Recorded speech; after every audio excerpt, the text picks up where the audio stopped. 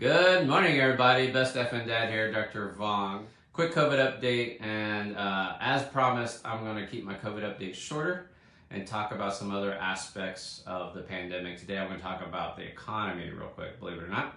The numbers are dropping, but certain areas of the United States are still in the middle of it. So the Rocky Mountain areas, Arizona, California, y'all still have a little bit of time to go.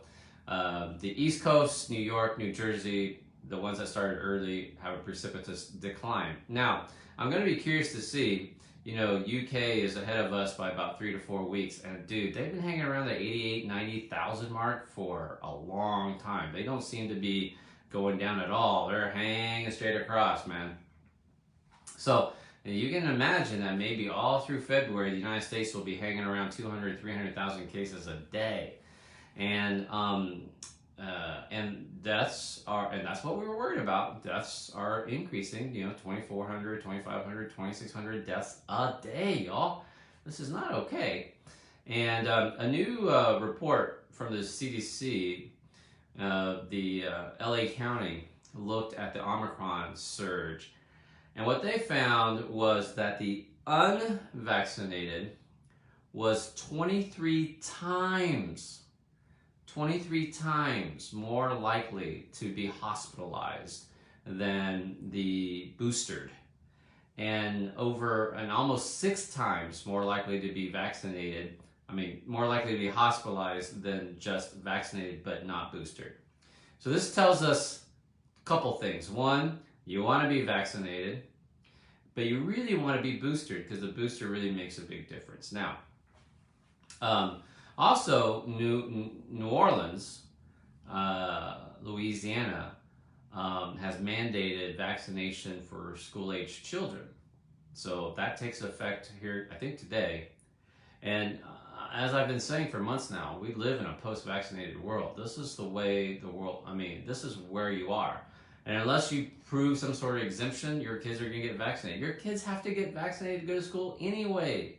Chickenpox, measles, mumps, all that stuff. They already get 15 or 16 vaccinations, and luckily the vaccinations have proven incredibly safe. The whole reports of myocarditis is very rare.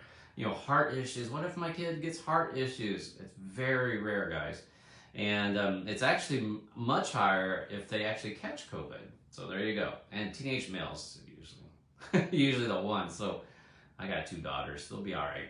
But I want to talk about the economics of the pandemic. All right. December inflation numbers was 7%. And I told my private group, I was like, dude, nah, that number is a lie. If you use the metric of consumer price index from the late 70s, remember the Carter administration and gas lines and all that sort of stuff. If you actually use what they used back then, inflation rate would have been 12%, which is more accurate.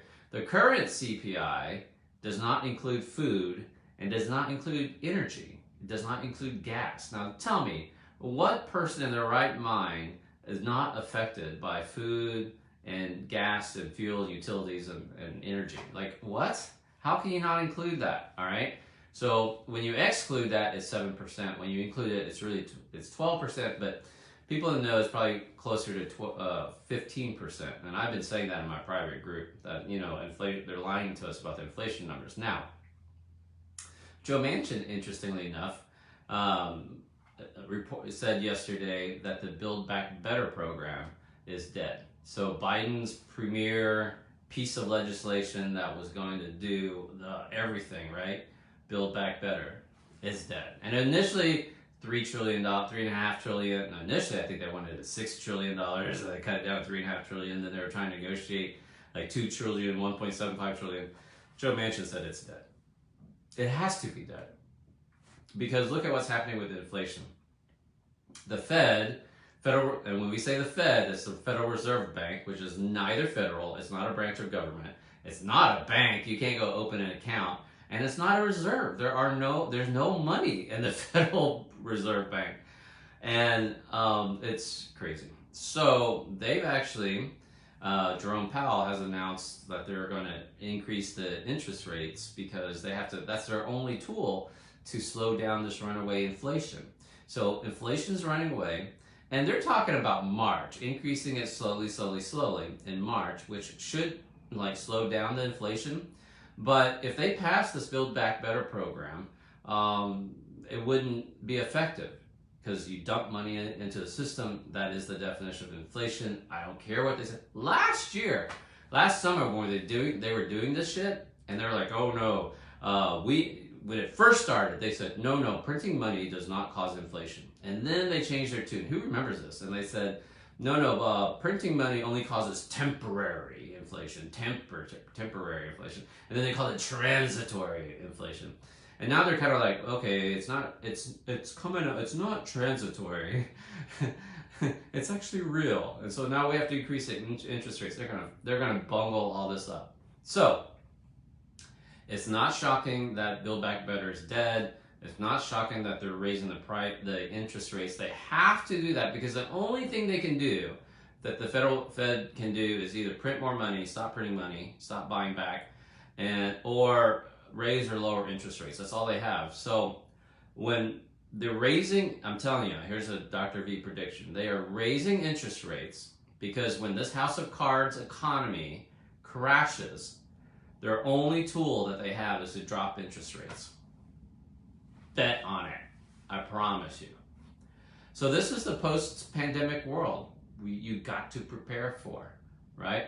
I know it was a slightly different COVID update, but this is where I'm going. I'm going to talk about the economics of COVID. I'm going to talk about the psychological, emotional effects of COVID. I'm going to talk about long haulers, PTSD. You're going to have a lot of healthcare workers who are going to suffer from PTSD from COVID, and what therapies we have available. And I'm curious to see where all these motherfuckers who are yelling at me, commenting on my fan page about you need to promote healthy living and weight loss and like vitamin D and all this sort of stuff. I'm curious to see where they go after this pandemic. Where are you? Because I don't see Americans changing their lifestyles, especially if this economy crashes. You're talking about eating a bunch of ramen noodles, hot dogs, fast food, cheap foods. It ain't gonna help our waistline, trust me. All right, if you like this, I hope you'll hit subscribe, and I'll be back next time with another COVID update.